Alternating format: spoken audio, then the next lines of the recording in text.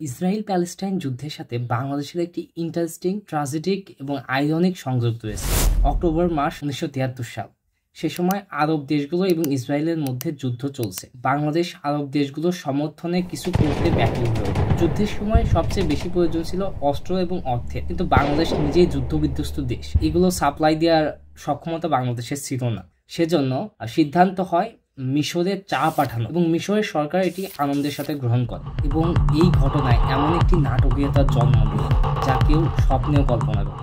যুদ্ধ শেষে মিশরের প্রেসিডেন্ট আনোয়ার সাদাত বাংলাদেশের এই আন্তরিক উপহারের কথা মনে রাখেন, সেজন্য বাংলাদেশে একটি চমৎকার উপহার পাঠানোর উদ্যোগ গ্রহণ করেন।